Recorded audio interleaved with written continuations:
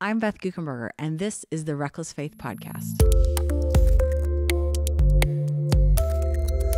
I'm so excited to be back on day 10 here with my friend Rob Hall and colleague at Back to Back Ministries. Thanks for joining us today. Beth, it's great to be here. Looking for 25% through. You got it, people. 40 days, and this is 1 quarter of the way. And as we were preparing for today's show, actually we're going to record a bunch in a row, and so there's some really great content coming up, and I really am looking forward to today's day 10, which is I called in reinforcements, yes to bold, and Mama Marta, who is kind of the person you're talking about in this story. I know you've had tons of stories about her, serious, funny. So as some bonus material for today, tell us some good stories about Mama Marta. Yeah, I mean, she's an unlikely mentor in the sense that we had such different lives, and we are from different cultures, and we are born in different generations. But her faith and her life have really been an inspiration for me, how she's consistently made choices that were self-sacrificial. She's made choices that are countercultural, that she's had tons of people in her life telling her to calm down, settle down, stop, slow down. And instead, she just puts her foot on the gas. And there's something about when I first met her, and that, in Hebrew, we call it a chutzpah, like that utter audacity, that gall, that nerve, that's what that's defined as, that she has tons of chutzpah. And so I've tried to find myself as often as possible in situations where her wisdom pours into me. But there have definitely been, you live life with someone, you have a lot of opportunities for moments where you have interesting exchanges. She raised a couple girls that lived with us as foster children. And in the story that I outlined in the book, what happened during the years where this little girl was, the oldest girl was 12 to maybe 17, in that time frame of adolescence, I called her frequently for just encouragement, assistance, and we would celebrate milestones like finishing a school year or a birthday, and she would help me on the days there were setbacks. And in Mexico, there's this really important day, the 15th birthday of a girl, and we celebrate it with a celebration called a quinceñera, which is when you get the most important people in a girl's life and you affirm to her, you have completed 15 years of life, you're transitioning into womanhood, it's going to be amazing, and we're here for you to cheer you on. It's almost like a wedding. I mean, it's not just like there's a ceremony and a reception. It's like this gigantic thing, right? And it's typically in a really, really public setting, but this girl wanted to have this ceremony to be really private. So we had this very intimate, very spiritual ceremony in our house. We set it up like a church. Our pastor was there. People had their Bibles open, read blessings and promises all over her. And then we walked outside of our house in Mexico into an open area where there was going to be like a dinner party and some dancing. And one of the kind of traditional aspects is some choreographed dances. And this foster daughter of ours had a woman who had invested in her life when she was living in the children's home, kind of like in a big sister, big brother program. And this woman was paid to have some professional dancers come and participate in this choreographed dance. Okay. And Todd and I didn't really know anything about it. We didn't even know the music they were going to play. We just knew that she went for like 6 or 8 times to this dance studio because she had like a particular part of the dance that was going to unfold around her. Okay, so she was in this choreographed dance. It just wasn't that she was watching. She was a participant. Yeah, so it's like every girl's dream if they've ever watched any music video. Like suddenly you have this like professional backup dancers, and right. It all sounded like such a good idea, right? And, And then the folks pulled up out, and they all got out of this van, and Todd's like, they're all men.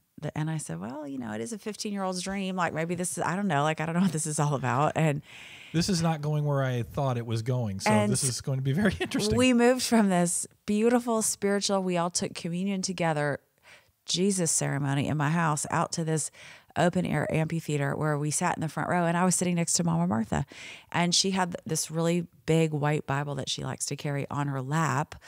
And all of a sudden the dance begins.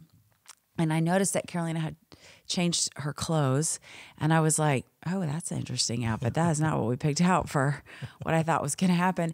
And then all of a sudden these dancers break out into really essentially like a PG-13 like striptease, and they began to dance closer and closer to the front row, of which, you know, my dear friend who was so Mama Marta is in the front row. Yeah, she's in her 70s, and she's like sitting in the front row with her white Bible, and these guys are just like totally unaware of the context clues and the environment that they're in. They begin to shimmy and shake in front of us, and I thought Todd's head's gonna pop off, and he's sitting beside me like, I'm gonna go pull the plug on that music. Like, I'm gonna get out. I'm like let the song finish. She's working so hard. This is gonna crush her. She's only 15 years old. Don't let it stop. Teen Chippendales happening right there in front of Mama Marta. As the clothes were flying, I was like, I finally, Todd jumps up, stops the music, escorts these guys out. The last thing I hear them say is, "We have 2 more songs to do." But he didn't want to know how much more of that clothing was going to come off, so he escorted them out the door. And I had some explanation to do with Mama Martha that we promised we were doing a good job at trying to take care of this little girl. But that is bonus material that's not in the book. That is definitely not in the book. If you're tuning into this podcast, this is the reason why. Those are the backstories, the bonus material that you won't hear anywhere else. Oh my gosh, it is Mama Martha. She just is someone who she never acted, you know, unfazed. She didn't. I was looking over at her like, you know, she got her eyes closed. Does she have her hands in her face? Does she have her camera out? Like, what's going on here exactly right now? She was cool as a cucumber. That is the mark of her temperament. That is a good mentor as well, right? I mean, Yes. That's kind of where this all started. Somebody that, as you were growing and Todd were growing in the ministry back to back in Monterey, that's the kind of person. Yeah. You know, if people out here who are reading the book are like, do I have a mentor? Or who's my mentor? You want somebody who lives through those things with you. Yes. Might not get too ruffled, any of those things, right? And I think that sometimes we get messed up with mentoring because we think it needs to be some kind of formalized program and someone has to agree to meet with us. And people are busy, and people are also afraid to approach folks for that kind of thing. Like, it doesn't have to be all that formalized. Like, I'm not sure Martha would ever say, I mentored Beth, but there's no doubt the way that she lived her life, the inspiration she was, the way that she would answer my questions, the example that she set for me. She was a mentor, even if we didn't have any like regular Tuesday meeting at 3:00. Yeah, and day 10 is yes to bold, right? And from what I know of Mama Marta, obviously I don't know her as well as you, she was a bold woman, and I can't help but think over time, as bold as you are, that encouraged you, her boldness.